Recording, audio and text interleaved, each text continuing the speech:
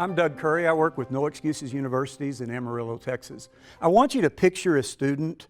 I'm going to name a student that was one of my students when I was a principal of a middle school. And he's kind of typical of some of the students that we have, that we work with. I'm going to call him Tom. And when I'm doing this, I want you to pick somebody in your mind that reminds you of this student. Tom is a sixth grader. Tom is a gorgeous young man. He is very handsome. He's 6 feet tall. He's intelligent. He's articulate. He's funny. One day he got in a little trouble, but sixth graders do sometimes, and I asked him, "Hey, Tom, who do you live with?" And he gave me an answer that I had never heard in 35 years. He said, "I live with my grandmother sometimes." And I said, "Tom, what does that mean?" He said, "Well, I hadn't seen my mom since I was 1 year old, and my father's been in prison my entire life." And I said, "Tom, what do you mean you live with your grandmother sometimes?" He says, "Well, honestly, I live with my grandmother sometimes, and sometimes I live on the street." Now, I want you to contrast that with your life or my life, because I grew up in a home with a mother and a father who insisted that I went to college. And I want to go back to Tom for a moment and tell you the following thing. He didn't choose his life. This is the set of cards he was dealt, and he gets one shot. One shot at his life. He didn't choose it. I didn't suddenly wake up one day. I'm very grateful. But I didn't wake up one day and say, "You know what? In the one chance I get in life, I'm going to have a mother and a father who love me, and they're going to insist that I go to college." And it led to me going to college twice and having a successful career. I don't think Tom woke up one day and suddenly said, "In the one chance I get in life, my mom's going to leave me when I'm 1 and my father's going to be in prison." That's the life he has. And what I'm saying about this is that when we view children such as Tom, or even adults who've had these kind of situations, we stand on either one of two sides. And I don't even like the two words, hope and hopeless, because they're a bit trivial. But the truth is, if you stand on the side of hope with children and adults of our community, here's how you view this. You view a child like Tom, who has all these challenges, and you look at him and you think, as an individual or as an organization or as a school, hey, it's going to be hard, but give him to us because we can save his life. We will stand on the side of hope and we will save his life. Standing on the side of hope even means this. Give him to us because no matter what he does, we're going to love him unconditionally, which is something the world doesn't give him.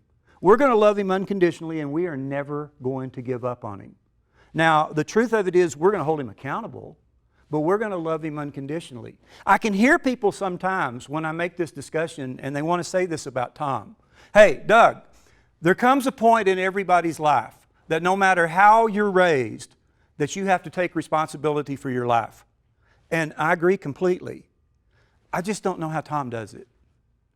I really don't know. When you're 12 years old and there's no adult in your life who has ever been successful, I really don't know how he suddenly pulls himself up and becomes successful without somebody else's help. I don't know how he does that. So it sounds good to say that. So when we're mentoring people, it sounds so good to stand back and say, "You know what? He made his bed." No, he didn't make his bed. He had it handed to him. And quite honestly, I know for a fact that if I grew up like Tom, I would have made a mess of it. And Tom is a pretty successful kid, depending on the cards that he's been dealt. He's a really pretty successful young man. So, hope stands on this side and says, give him to us, we can save him. Hopeless is when we stand over here and look at a child like Tom or an adult like Tom and say, "You know what? There's nothing we can do. You know what? No matter what you do, no matter what help we give him, he's going to make his own choices, not our problem." Hope is over here. Hope makes a relationship with him and gets in his life and says, "I'm never giving up on you.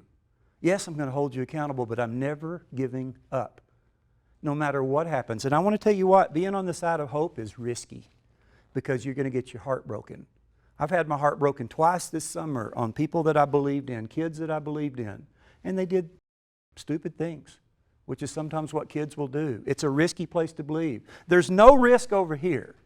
Over here we look at Tom and we say, "Hey, you know what? He's going to end up in prison just like his dad." And the day that he does end up in prison, we're like, "Hey, I told you. I told you." There's no risk over here. The risk is completely over here. But along with the risk comes the reward. Because I'm telling you, if you can get people, a community, schools, this entire city of Amarillo standing on this side and being willing to get a relationship and to get in the space of Tom, I'm telling you, we're going to celebrate the day that Tom walks across the stage of some four-year college. We're all going to celebrate together that day. That's what I mean when you see that picture right there of what hope means, when you put that in the lives of little kids like that. Thank you very much.